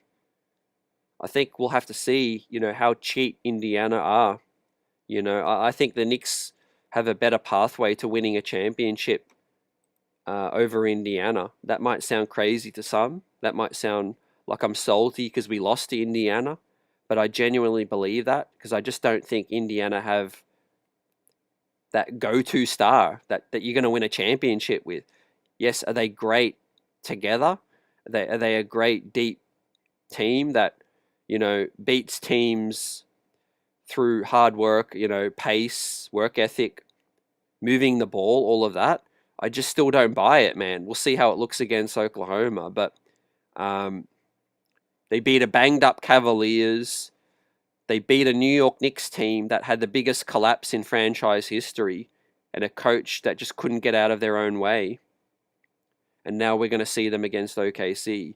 But let's see how Halliburton gets on pushing the pace against Lou Dort, Kaysen Wallace, and obviously Alex Caruso. Man, we're going to have to see how great Pascal Siakam can be, creating in the half court. Where's the pathway to a championship with the New York Knicks? Yeah, it's not all like perfect. The roster has some flaws, but you have your 1A, 1B, you have your dynamite half court scorers and some wing defenders as well. You just have to get some more ball handling, creation, and some speed, I think, around those dudes. Because, Indiana have to pay everybody as well. Nemhard, is he going to be worth 30 million? Neesmith, are those guys going to regress after they get paid? Clint Capella, Mo Wagner, and then I mentioned Grimes, Dorian Finney-Smith, Gary Trent. Gary Trent was only earning 2.6 million. Had some amazing playoff games with Milwaukee. Right, I'll be looking at him for real. He'd be a great eighth man sharpshooter, Gary Trent, for the exception. Al Horford, definitely high on my list. I know he's come towards the end, but I think he's a guy that could definitely help. Chris Paul, Middleton, Chris Middleton. Could he start to look at taking a big pay decrease? 31 million this year. There's no way Chris Middleton, man, is going to earn that. What has he got? A player option? Okay, he's definitely picking up that option. Or maybe he declines it and he takes a longer term deal. So yeah, it's not a guarantee. Dorian Finney-Smith, that's an option. Luke Cornett. Tyus Jones, we said, is a yes. D'Lo Russell is a no for me. Russell Westbrook, I would say a no. But damn, we could definitely use some energy off the bench. But just too erratic, man. Too erratic. It'd be campaign on steroids. Chris Paul, like I said, yes. Tyus Jones, yes. Luke Kennard was earning 9.2 million this year. Maybe he takes the exception, but he's probably looking to get a similar bag, man. Dennis Schroeder was earning 13 million this year as well. I think Dennis is a guy that would help, man. He would help as a six-man ball handling guard, can create, can score, could play next to a Deuce McBride. Little undersized, but I think he could help, man. Chris Boucher was earning 10 million. Don't know if I'd be willing to invest that much in a Chris Boucher, man. You got Trey Jones, of course, Steven Adams, like I said. Precious. Do you bring Precious back? Let us know. What if he was open to taking half of the exception? We spend the rest of it on somebody else, man. Would you run it back with Precious Achiuwa with a new coach? Bruce Brown was on 23 mil. He ain't looking to get a pay cut. Amira Coffey was on 3.9 million. Had a great year with the Clips. Uh, here's a guy I'm looking at. He's a restricted free agent though, but here's a guy I'm definitely looking at. Davion Mitchell, ladies and gentlemen, was on 6.4 million this year. So that's exactly what, roundabout what the exception is going to be. He's a dog, a hound dog, pit bull on defense, man. Kind of like he would be our Aaron Neesmith type. Had a great year with Miami. I would definitely look at a guy like a Davion Mitchell. Johnny says yes to a Precious with a good coach.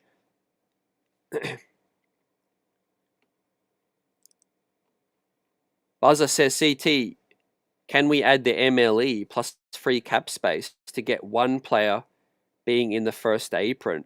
We can't, unfortunately, fam. You can only use the 5.7 million exception. You can split it on 2 players, but you can't add cap space with that and still be below the second apron, fam. Because every other slot you have to fill 14 spots, and we're so close to the second apron, man, that would have to fill the rest of the spots as well.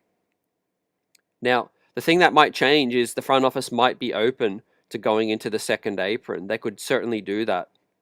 But then you have to deal with all sorts of restrictions on trades, limiting salary that you can take back and all of those things. So I don't think we're going to go into the second apron, fam. But I might be wrong. We'll see. The Knicks have what they have. I think if they are going to make a major splash, it'll be to trade out one of our bigger salary players and bringing in another big piece. Outside of that, I think we're just going to build around those guys with some role players, fam. And look, I don't think we could do any worse really than bringing back a DeLon Wright, Landry Shamet. I mean, the fact that they were productive, they were useful in the postseason in some of the biggest games. They could at least be the 10th and 11th man. Maybe Pacome Dardier takes a big leap. He becomes the 8th man. Tyler Kolek could be the 9th man. But you should definitely look at bringing in one solid vet for the exception that can play a significant role, man. Like Juan B says, you could look at the Bulls. They got Ayo Dosunmu. They got Dalen Terry. They got Lonzo Ball. They got a lot of point guards. They could be looking to keep Kobe White together with Giddey, and maybe let some of those other guys go. D says Knicks are not going to keep Pachua when you have Huck Porty waiting in the wings. Yeah, for me, I would let Precious go. Thank you for your service, Precious.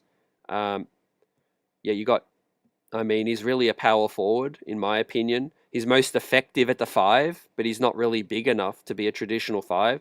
But he's not effective at the 4 either, because he can't really space the floor out. To me, Pacome Dardier can play some 4 as well. He's 6'8". And once he muscles up and puts on some more weight, I think Pacome Dardier could be a stretch 4 as well. I mentioned Schroeder. Keon Ellis, I like. Gershwan Yabusele, man. He's a bargain. $2 million. He could get a nice pay increase. 11 points per game. Is sort of a rugged power forward. Timmy. Looks like Timmy's going to return in Detroit. 16 million. I don't think a third time's a charm bringing Tim Hardaway back to this organization. A guy that I dislike, Spencer Dinwiddie, but not going to lie, his skill set would be useful. Jake LaRavia could be an option as a power forward. Not a real need for us, in my opinion. I think we need some more 1-2 combo power forward. A combo forward at the 3 spot that can defend. Larry Nance, 11 million. I think Larry would probably be used as a small ball 5 on this squad, but the fact that we've got Huck, Cat, Mitch, OG, and Josh Hart, I don't know if he would get many minutes. Torian Prince, you got Trey Mann, Sam Merrill. Sam Merrill's an interesting option, man. We could definitely use some lights out shooting. Shot 37% from 3. You got Kevon Looney. He was on 8 million this season. Shout out Kevon Looney. I think the Warriors will be a team to look at. They'll make some changes, fam. Mason Plumlee, Gary Payton II. We could definitely use some perimeter defense with Gary Payton. Nick Batum. I think Nicholas Batum would be a solid option as sort of a 3-and-D wing. Juan says the Magic got some good point guards that could help Brunson as well. Yeah, Suggs, Anthony Black, Cole Anthony. Margaret says it seems all season Knicks was playing from behind. Third quarters collapsed. Many reasons that Tibbs got let go. Yep. There were a number of factors, man. And fairly so. You can't just fire a coach because of one thing. You know, we did get to the Eastern Conference Finals, but I feel like the front office does know that it was a missed opportunity. You know, we can't let that happen again because these guys are in their prime. You know, you just don't know how many opportunities you get. You know, Trey Lyles. Maybe we could sell one of these guys on a vet minimum. That would be a big win. Garrison Matthews, Pat Connaughton. Davis is bogey on a vet minimum. Yeah, are you talking about Bojan Bogdanovic, the guy that we had last season? That would be a solid option. Johnny says McCullough breakout season ahead. I like that, Johnny. The concern is, like as Bobby Marks said in his off-season primer for the Knicks, most of these players are on the two-way. McCullough, he said the 50th pick that the Knicks pick up will go on a two-way. They won't be playoff eligible unless the Knicks can make room for them on the real roster. So if we are going to sign Kevin McCullough, it'll have to be to the regular roster spot. Otherwise, he's going to stay on the two-way, and that's a limit of 40 games, no playoffs. So maybe another season of development in the G League. Buzz's favorite guy, Markelle Fultz, man. Markelle Fultz could be that option. Got size, ball handling. I don't know if he can stay healthy, though. But we definitely need to relieve Brunson, man, with some more size and ball handling creation, man. I would definitely see what's up with LA, man. LA got Vanderbilt, Dory Finney-Smith. They got Austin Reeves. They need a big man. Just saying. There's a lot of wings and options out in LA, man. They're getting desperate as well.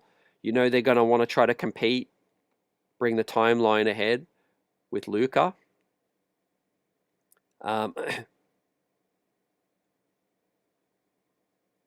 Yeah, Tim Hardaway is not coming back as well. I agree. D. Grant says, I would go after Ben Simmons, take the pressure off JB at the point, JB at the 2. I don't want any of the old guys on the Knicks because when you play a team like the Pacers and OKC, you need size and you need speed. Yeah, correct. I don't know if Ben Simmons is the solution, but yeah, I see what you're saying. I see the vision. I see Ben Simmons as a guy that has just lost his way a bit. Offensively, he's a naught. But ball handling, playmaking, yeah, we need more assists. We need to get the ball moving. We need to get OG and Bridges fired up in the corners. We need to get Cat pick and roll, pick and pop. Interesting what's going to happen with Simmons, man. You know, the word is he wants to play in the Olympics. You know, he wants to stay active. Um, yeah, Tyus Jones is the one I like, Buzzer, but the problem that presents as well is he's really undersized. You know, he's a shorty once again. Um, and so I think he's in our price range. I think Tyus Jones is a guy that has the experience, would be solid. I would probably lean towards Keon Ellis because he's got more size. Um, maybe a Davion Mitchell. But yeah, we do need more steadiness at the point. DeLon Wright, third string would be ideal. You know, a little shaky at times, but serviceable, I would say. You replace Campaign. Does Tyler Kolek come in as the first choice backup? And Deuce McBride is the number 2 off the bench? That could work, but then that's undersized again. Again, I'm worried about the size. You know, you need to be tougher on the perimeter. You need more defense. We need more dog in us. And I think you get a guy like a Davion Mitchell, Kelly Oubre can defend a bit. We've seen him defend Brunson. This might not be popular, but I look at Matisse Thybulle, maybe a Dante Exum, who's on a vet minimum. He's 6'6", that can run an offense and defend and knock down the open three. The Knicks are going to have to get creative. Who can run some offense, shoot open threes, and defend as well? If you can get all 3 of those things in the same player, I would definitely look at that. If we just get another ball handler that's undersized, we've got the same thing in Tyler Kolek, Deuce McBride. You know, they have to be able to shoot it and defend. Justin Edwards, AJ Mitchell. I know my boy likes him, AJ. He could be surplus from Oklahoma, man. He's a bigger point guard. I liked him in the draft. Definitely look at AJ Mitchell. I think he's on a rookie non-guaranteed deal coming in. We'll see what Oklahoma do. Ousmane Dieng, the guy that the Knicks drafted and sent to Oklahoma as well. He's not getting any playing time. They could be an option. I like Day'Ron Sharpe with the Nets. He could be a backup big. Keon Johnson. Alec Burks, man. Tibido's not here, so you know that ain't an option. Phil says Terry Rozier. Margaret says Tibbs firing, so they're staying with the core. Yep. I think so. Mario says once we get a good coach, we will be good. I think we are good. I think we'll be even better. You know, I think we will be even better. Obviously, every season has a mind of its own. You know, a brand new season, you never know. But look how open the East is going to be, man. No Jason Tatum. Jury is still out on Cleveland, man. They weren't able to get it done. You know, guys getting soft in the playoffs, guys getting injured as well. I do think the Darius Garland, Donovan Mitchell backcourt will get broken up. Fam. I do think they're going to break that up in Cleveland. I don't think it's sustainable. Like you guys said, man, I think D. Grant said against the Pacers will expose you. They will expose any weakness you have. And they not only did they expose the Cleveland Cavaliers, unfortunately they exposed us with some of the weaknesses. Not as bad as Cleveland, because we definitely should have won the series if we won game 1. But they did expose our lack of ball movement, our lack of offensive creativity and size with their jumbo wings, man. Neesmith, Pascal Siakam, Nembhard, you know, those combo guards, wings that they got out there, man. DeAnthony Melton, like I said before, man. Dante Exum, he's on the minimum. I think we could do worse than him. I think he's an upgrade over DeLon Wright, but he can't stay healthy. That's one of the problems with a Dante Exum. he got back towards the end of the season and was able to give Dallas something. He's capable of scoring double figures, defending, running the offense a bit. Marvin Bagley, Cam Reddish, Bones Highland, Luca Garza. Now we're getting Eric Gordon, man. Now we're really getting into the weeds. Dayron Sharp, Zaire Williams, Aaron Holiday, Seth Curry. I have Seth Curry in the graphic because I just feel like, hey, if you're going to bring someone in, man, if they're a specialist, just be damn great at what they do. And Seth Curry is a 46% shooter from downtown, man. We have problems with spacing. We need a guy that just you're not going to cheat off, man. We need a player that defenders are just not going to leave open, man, so they can't double. Isaiah Jackson, you know, he might be out for the whole year. I don't know. He might only be out for half a year, but he did suffer the major injury as well. Did Isaiah Jackson, but he would be within the right price, you know, restricted free agent. We'll see what Indiana do, man. I think he might be surplus. What about the Morris twins? Mo Bamba, TJ Warren, Jeff Green. Josh Minot is a younger dude I would bring in. Small forward, power forward. I would definitely look at him. Maybe a Josh Richardson. Can create, can ball handle a little bit. Past his prime. Mario says we could stay with this core and get some bench guys. Yeah, definitely. Darren says Dayron Sharp is good. I don't know where AP's at, Buzzer. Hopefully all is well with him. But yeah, I've seen him last stream, I believe. But yeah, we are streaming in prime time right now.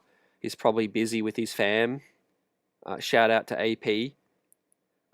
Darren Hood says now Seth Curry I would take a look at. Yeah, 46% from downtown, man. Buzzer says no to Simmons. Too much of a risk. Juan says Knicks need another guy with attitude and tough defense. Yep. Some length, some size. That's why I want us to play Pacome Dardier, you know, and as Landry Shamet pops up. You know, Landry can do a decent job. He should have played more minutes. But basically where we're going, guys, is draft night is going to be big time, man. Shout out Taj Gibson, man. He'll be heartbroken seeing Tibbs let go. It's going to come down to draft night. I feel like now Javon Carter's a name. Javon Carter is definitely a name, fam. Can handle, can defend, is tough, and got some size out here. So yeah, I think draft night is going to be key because we have the 50th pick. We can pick a specialist. We know we need a bit of size, ball handling, and some shooting. Let's see who we could get. Kobe Breyer it would be a nice pickup, in my opinion, out of Kentucky. Obviously, William Wesley will know the lowdown. I think we'll definitely be working out Kobe Breyer when it comes to him. He's a knockdown shooter, one of the best shooters in the draft. Projected to be a second round pick, possibly earlier second round, most likely later second round. The Knicks could tempt him into a bigger role by maybe, you know, picking him up later in the draft, or, you know, buying a pick, or maybe moving up with cash considerations. The Knicks are selected to select 50th in the draft, so I think we could look for a specialist in that pick. We're not going to get a guy with probably a really high upside because those guys will be going a lot higher. But you could definitely look at a specialist kind of guy. Let us know who you think. We're going to be doing draft content as well. But obviously tonight, man, was a huge night. Breaking down the what ifs, the possibilities that the Knicks could have been in the finals, and Leon Rose making the major move to let Tom Thibodeau go, man, after 6 years. And we're going to be chopping up and covering the latest in terms of who's going to be that guy. I do think Johnny Bryant will be the front runner. Johnny with a super chat. Appreciate you, Johnny. Let's go. CT. Recaps, graphics, guests, mellow Aussie tone. Put you top 3 with KFS, CP, KFTV. Future guests. Question, Tibbs gone. Is a weight removed? Like game 1. Salute, Johnny. Great comment. Thank you for the contributions as always. Grateful for you to rock out with us and everyone else in the chat with this one. Knicks Nation. Another year down, man. Another year in the books, but we turn the page. And yeah, another year of possibilities. Guests, absolutely. Tonight, I was honored to be invited as a guest on B-Ball Breakdown, talking about the Tibido news, but his stream was 2 hours ago. Unfortunately, I wasn't able to make it, but I was definitely open to joining Coach Nick on his stream for the first time. So that was great of Coach Nick to invite me on his breakdown and talk about the New York Knicks as a Knicks voice on this major news. But yeah, more content, more guests coming on, definitely. We'll be talking about the NBA Finals, man. The narrative can change real quick if Indiana can make that a series. If Indiana can, cause a scare, compete, look like they can hold their own.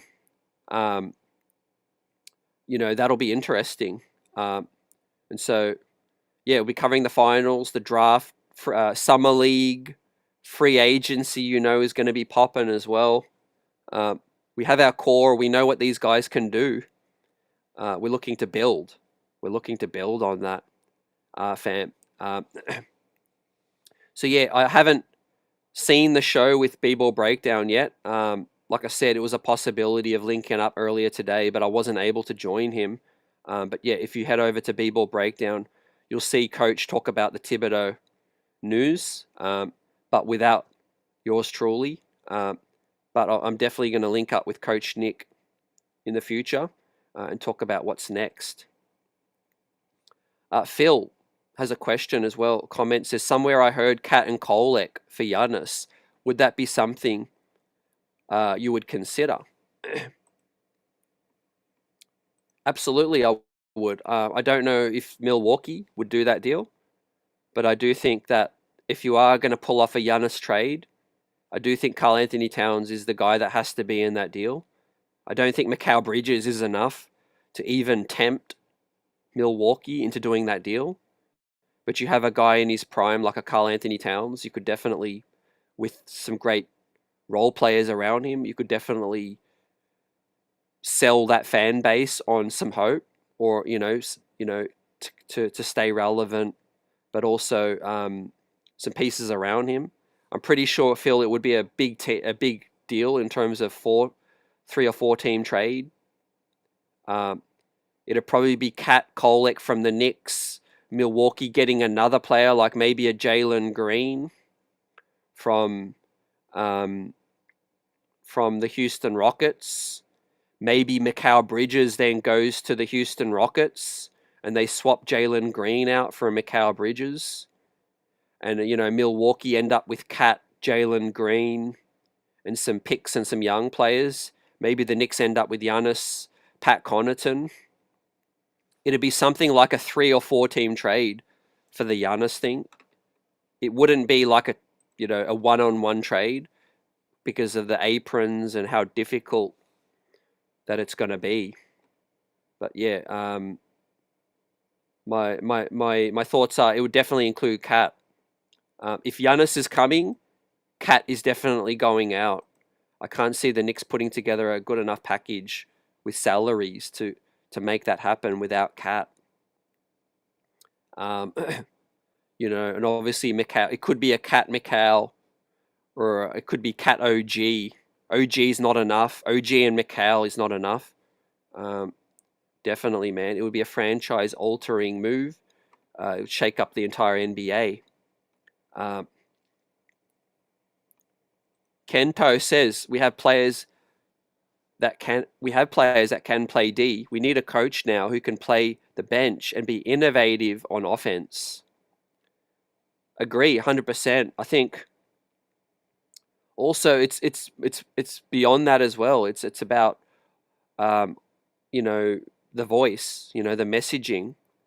Sometimes the coach's voice can just grow tired on the players. You know, that's a real thing. You know, when you hear the same voice for 5-6 years, in some instances, you need a fresh idea, a fresh mindset, something different, someone that can get more out of these guys. Not to say Tibbs didn't do a good job. Maybe you could get someone that can get more out of these guys. So yeah, I'm looking forward to seeing what's next, man. It's kind of the end of a little chapter, the beginning, but the end of the Tibbs chapter. And I think we obviously turn a new page with another guy. LB says we don't. Bondi says we are not looking at Mike Malone because that's not happening, which leaves Bryant as a leading option, which I'm open for. Yeah, I think Mike Malone is too similar to Tibbs. You know, I think he's just too similar to Tibbs in that situation. And so you look at two success stories, and we'll wrap up here on that. Two big success stories that changed their coaches and went to the next level. The Detroit Pistons, they moved on from Monty, and they brought in JB Bickerstaff, and he was a good match for the players, the personalities of those players. You know, he brought out the grit and the feistiness in those young guys. You know, and they went to the playoffs. They took the Knicks to 6 games. It was a highly successful year with improvement from Cade Cunningham. The other success story is obviously Cleveland. Couldn't get over the hump. Just couldn't beat the Knicks. Regular season success. Historic regular season. I think the playoffs, obviously a lot of things went wrong, which they'll have to look at, but they had a lot of injuries, you know, to Donovan Mitchell, Darius Garland, and Evan Mobley, and we now know how good the Pacers are. You can't afford to beat the Pacers with no Garland, no Spider, no Evan Mobley, you know. So I don't think that's really on the coaching. But I do think Cleveland had a really successful regular season.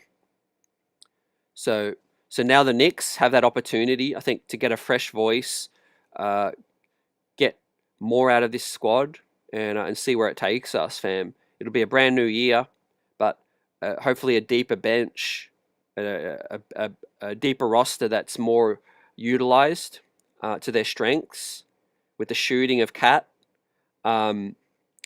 You know, employing more open-minded lineups with offense, defense, decreasing minutes of Hart, and increasing minutes of Mitch and Deuce McBride, Landry Shamet, DeLon Wright.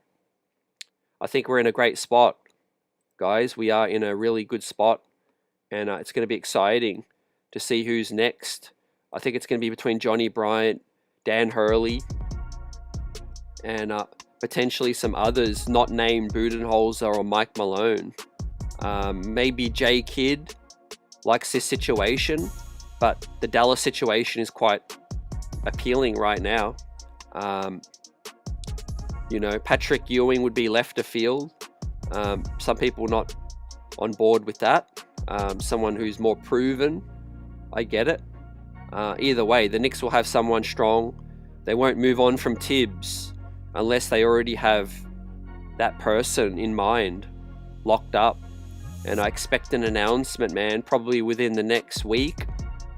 I don't think this is really going to drag on, man. Within the next week or two, we will know who the next head coach is, especially before draft night, ladies and gentlemen. But that is it to wrap it all up, man. Great to have you with us. Appreciate you. More to come as we follow this. throughout the big off season. What off season, man? There never is an off season with the New York Knicks, man. I was joking with in the DMs with somebody attached to the Knicks about how crazy the off seasons are, and there's never an off season really. Shout out to the beat writers who the season just finished and now they've got to cover this major story of the Knicks head coaching search right now. But it might not be much of a search. They might pretty much have their guy. Might be between 2 or 3 guys coming down to a final interview. The thing is, they can already sell the head coach. They could say, look, we're not making any major trades. This is the roster you have. What did you see in the playoffs? What could you do differently? They could also say to the coach, look, there could be a major splash in the summer. We're going to be aggressive. We're going to look at, keeping guys unless we can get a Hall of Famer in here, like a Durant or a Giannis. But there's a lot to work with. Looking forward to it, fam. As we dust ourselves off after the playoffs. I'm over it already. Looking forward to what's next. And hopefully Oklahoma can blow the Pacers out, man, and sweep. Hopefully they sweep the Pacers in the finals. Let's see what happens, guys. But have a great night. We'll see you soon. Breaking news, I'll be on in the coming days. There'll be more live streams to come. And have a great one, fam. Peace.